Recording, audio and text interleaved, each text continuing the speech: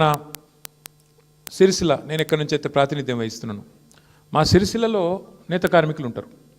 విపరీతమైన ఆత్మహత్యలు జరిగేది. వారంలో ఒకసారి అయితే 2005-6లో ఆనాడు ఒకటే వారంలో 10 మంది చచ్చిపోయారు ఆత్మహత్యలు.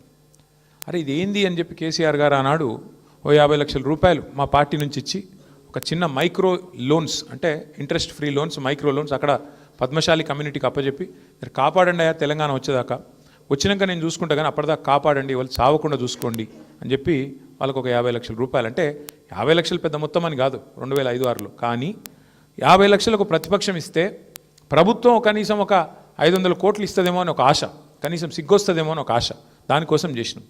అదే ప్రభుత్వం వచ్చినాక ఇచ్చిన మాట ప్రకారం కేసీఆర్ గారు ఒక పని చేసినారు. చాలామంది మూర్ఖులు తెలియక మాట్లాడతారు, ఇప్పుడు అధికారంలో ఉన్నవాళ్ళు కూడా. బతుకమ్మ చీర అని తెచ్చిండు కేసీఆర్ గారు. బతుకమ్మ చీరకు ఓట్లకు లింక్ లేదు, బతుకమ్మ చీర మేము మేనిఫెస్టోలో ఇచ్చిన మాట కూడా కాదు. ఎందుకు తెచ్చిండు కేసీఆర్ గారు? బతుకమ్మ చీర అంటే ఇటు ఆడబిడ్డకేమో బతుకమ్మ సందర్భంగా ఒక కానుక, చిన్న కానుక, అదేం పెద్ద పట్టు చీర కాదు, అదేం నువ్వు లక్షల రూపాయలు విలువ చేసేది కాదు, కానీ ఒక పుట్టింటోళ్ళు ఒక చిన్న కానుక పెట్టిన ఆడపిల్లలు ఎట్లయితే మురిసిపోతారో అట్లా ఒక చిన్న కానుక.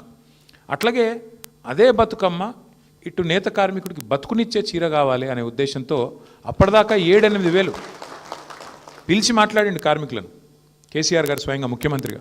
ఎంత వస్తుందా మీకు నెలకంటే? 7-8 వేల రూపాయలు వస్తుంది సార్, ఎట్లా బతకాలి, కిరాయిలు ఏంది, మా కథ ఏంది, మా బతికేంది, ఎట్లా చేయాలి, ఏం చేయాలి, రోజుకి 8 గంటలు నిల్చొని పనిచేస్తే కాళ్ళు గుంజుతున్నాయి, కాళ్ళు గుంజి ఆఖరికి చాలామంది బలహీనతలకు అలవాటు పడుతున్నారు, మందుకు ఇంకోదానికి ఆఖరికి అట్లే చచ్చిపోతున్నారు సార్. అంటే ఒకటే కండిషన్ పెట్టిండు సార్, నేను ఆర్డర్ ఇస్తా కానీ ఖచ్చితంగా మీ ఉపాధి మీ వేతనం డబల్ కావాలి. ఇవాళ 8-9 వేలు 10 వేలు సంపాదించేటోళ్ళు 15,000 నుంచి 20,000 సంపాదించే పరిస్థితి రావాలని చెప్పి ఆ సేట్లను పిలిచి ఆర్డర్ ఇచ్చి సంవత్సరానికి 350 కోట్ల ఆర్డర్ ఇచ్చి మొత్తం 9.5 ఏళ్లలో 3,500 కోట్ల ఆర్డరు ఒక్క సిరిసిల్ల పట్టణంలో ఉండే వేలాది మంది కార్మికులను బతికించిన ఒక స్కీము బతుకమ్మ. అంటే ఈ మానవీయ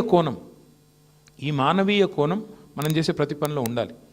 పరిశ్రమలకు ప్రోత్సాహకాలు ఇస్తాం మనం, అన్నీ గవర్నమెంట్లు ఇస్తాయి, మన గవర్నమెంట్ కూడా ఇచ్చింది, కేంద్ర ప్రభుత్వం కూడా ఇస్తున్నది, ఇవాళ ఇప్పుడున్న రాష్ట్ర ప్రభుత్వం కూడా ఇస్తుంది. మీరు చూస్తుంటారు పేపర్లలో వార్తలు, ఫలానా పరిశ్రమకు కేవలం 99 పైసలకే ఎకరం ఇస్తున్నారు.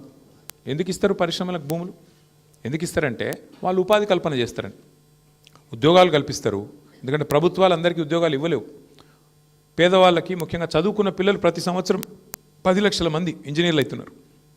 మరి వాళ్ళందరికీ ఉద్యోగాలు ఎడికెళ్ళి రావాలి? ప్రైవేట్ సెక్టర్కు పెద్దపీట వేయకపోతే. అందుకే ప్రైవేట్ సెక్టర్కు పెద్దపీట వేసి ప్రోత్సాహకాలు ఇస్తున్నాం.